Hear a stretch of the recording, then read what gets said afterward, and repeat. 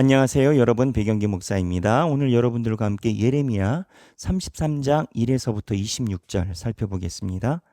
예레미야 33장 1에서부터 26절입니다.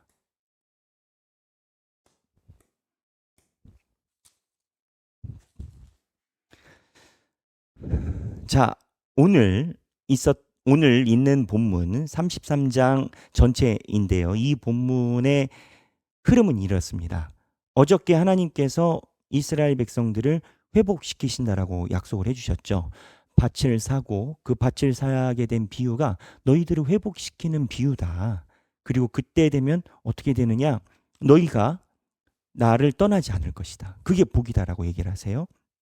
그러면서 33장에 너희가 나를 떠나지 않으면 어떠한 축복이 있느냐? 너희들이 나를 부르짖으면 내가 너희들 삶에 직접 개입해 주겠다. 나에게 도움만 요청해.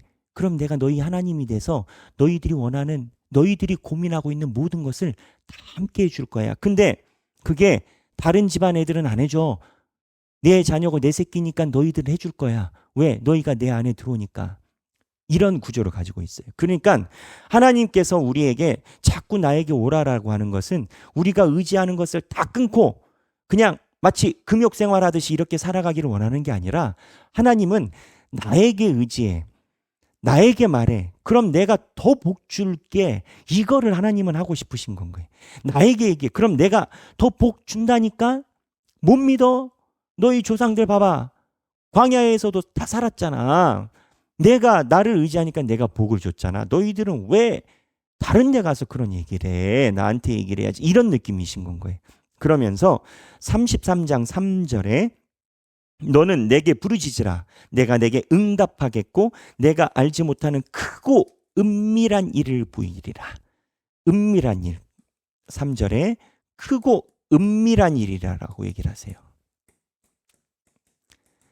은밀한 일이 뭘까요?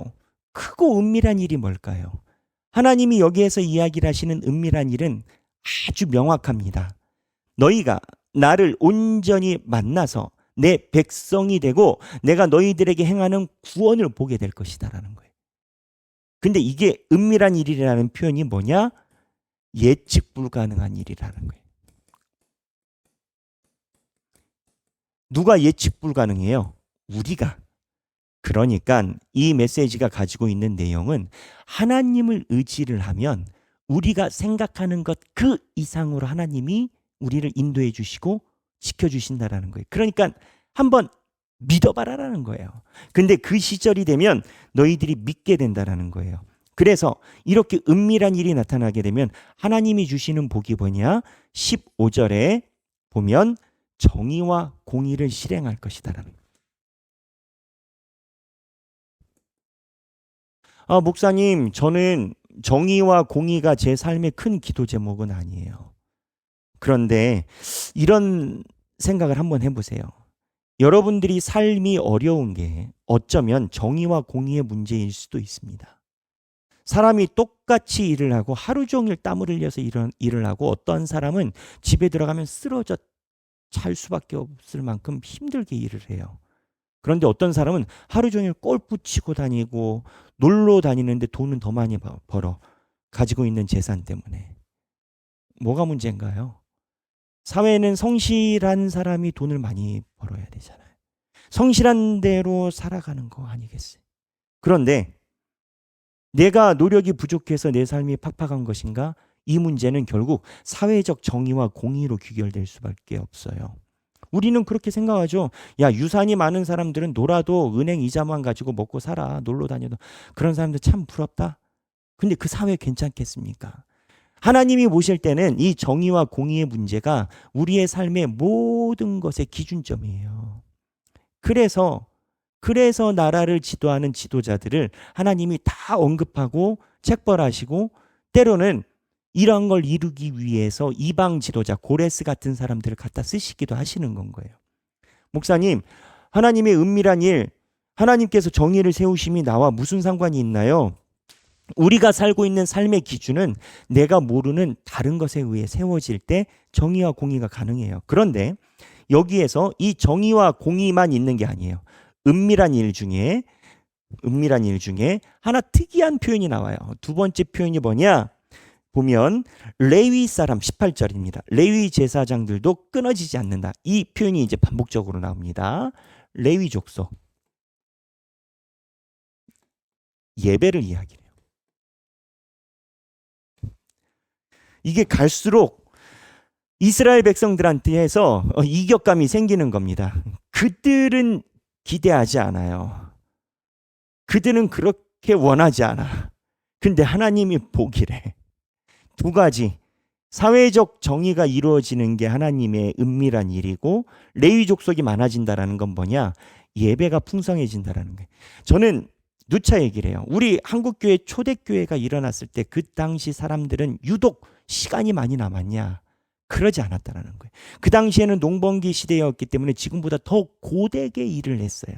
밭일을 해야 됐고, 태양이 떴을 때 혹시 식물이 죽을까 봐 물을 받았어야 됐고, 그 당시에 있는 사람들은 너무나 육체적 노동에 있었기 때문에 집에 가면 해가 지기만 해도 잠을 자야 되는 시절이었어요. 그런데 그 당시 사람들이 초대교회 교인들을 보면 기도하기 위해서 날마다 교회에 와요.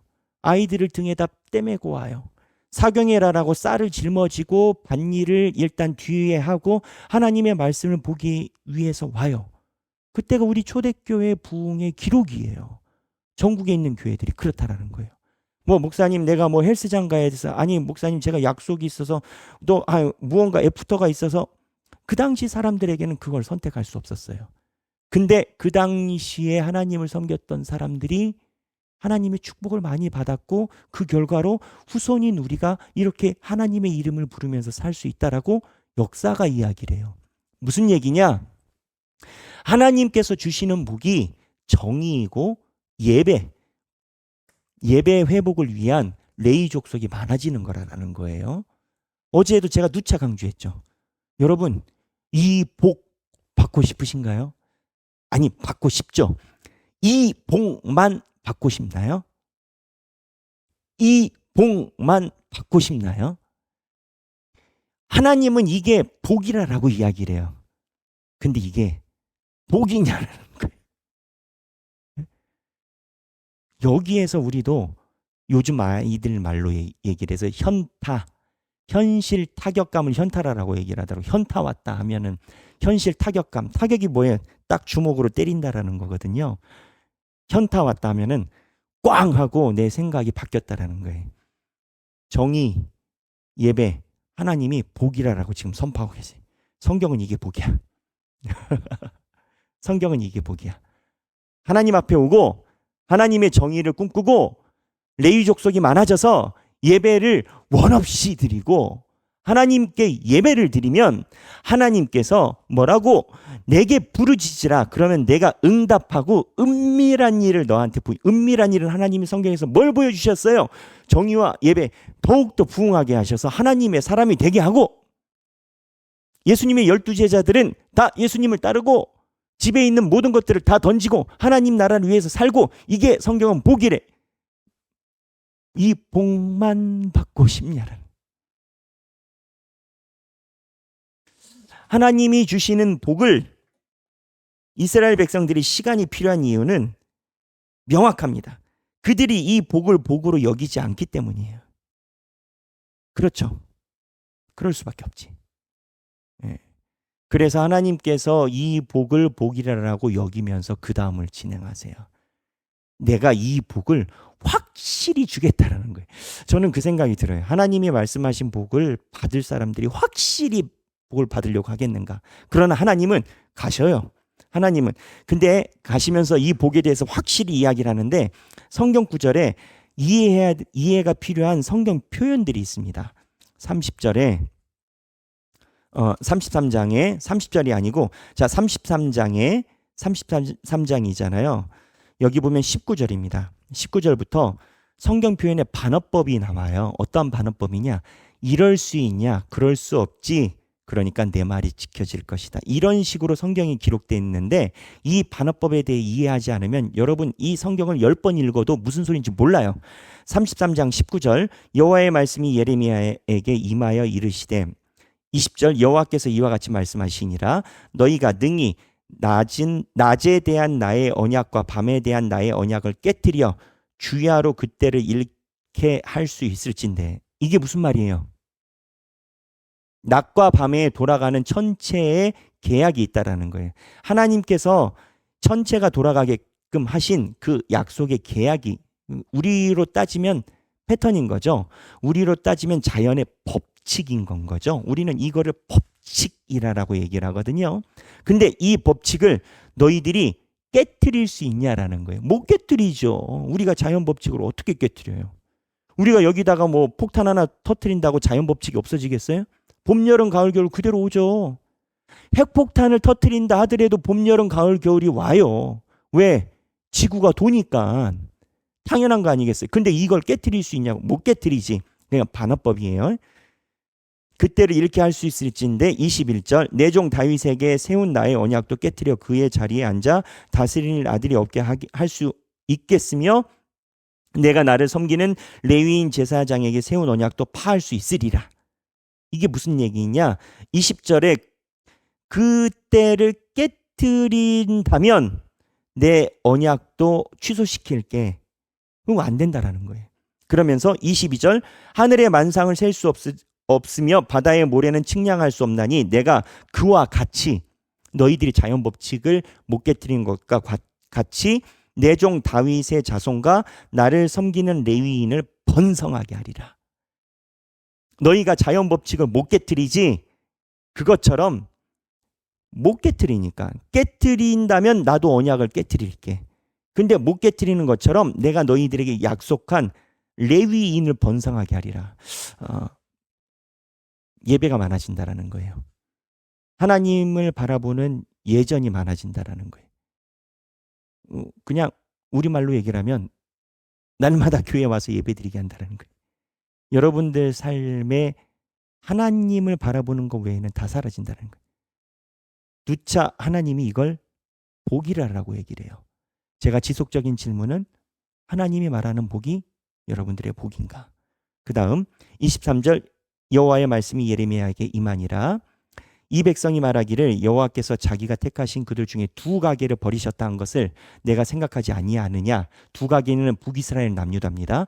그들이 내 백성을 멸시하여 자기들 앞에서 나라를 인정하지 아니하는도다. 그러니까 이방 나라들이 두 나라가 멸망됐기 때문에 이스라엘 백성들을 정상적인 국가로 인정 안 한다라는 거예요. 25절 여호와께서 이와 같이 말씀하시니라. 내가 주야와 맺은 언약이 없다든지 천지의 법칙을 내가 정하지 아니하였다면, 내가 자연 법칙을 안 만들었다면 내 자손 야곱과 내 종 26절 다윗의 자손을 버리고 다시는 다윗의 자손 중에 아브라함과 이삭과 야곱의 자손을 다스릴 자를 택하지 아니하리라. 택하지 않는데요. 근데 전제가 뭐예요? 자연 법칙이 무너진다면. 그러니까 역설적인 거예요. 반어적인 거예요. 아까랑 똑같은 건 거예요. 그럴 일이 없다라는 거예요. 왜? 자연 법칙 안 무너지잖아요. 그러면서 26절 하반부 내가 그 포로된 자를 돌아오게 하고 그를 불쌍히 여기리라. 자연 법칙이 안 무너지니까 이럴 수도 없는 거라는 거예요. 그러니까 이방 사람들이 너희들을 무시하고 하나가 됐다라고 인정 안 해도 내가 너희들을 불쌍히 여기고 회복하게 한다라는 거예요. 그래서 제가 볼 때 제 묵상입니다. 제 묵상입니다. 짝사랑 복입니다. 축복입니다. 하나님의 축복. 하나님이 왜 우리에게 지속적으로 이런 얘기를 하실까요? 우리는요, 우리가 기대하는 복이 정말 좋은 복인지 우리 안에서 분간할 능력이 없어요. 매번 얘기를 하잖아요. 아이들 불러봐봐요. 애야, 네가 뭘 하고 싶니? 풍선껌 사달래. 걔네들에게는요, 풍선껌하고 사탕이 최고예요. 더 이상을 바라지 않아요. 풍선껌이랑 사탕이. 그러면 그 복이 최고인가요? 아니죠. 부모들은 이 아이에게 학원도 보내고 유치원도 보내고 학교도 보내고 가르치고 교육하고. 왜? 얘를 고통스럽게 하는 게 아니라 부모가 볼 때는 이게 너의 인생에 의해서 부모가 해줄 수 있는 복인 건 거예요. 네가 온전히 공부를 할 수 있게 해줌이 부모로서의 복인 건 거예요. 물론 뭐 공부를 애가 싫어하곤 하겠지만 그것처럼 복이 다른 건 거예요. 하나님은 지금 우리에게 짝사랑 축복을 이야기를 해요. 여러분, 레위인이 많아져서 예배가 많아지고 하나님의 정의와 공의가 선포됨이 여러분들에게 축복이냐고요. 축복일까요? 예? 여러분 축복이실까요? 하나님의 짝사랑을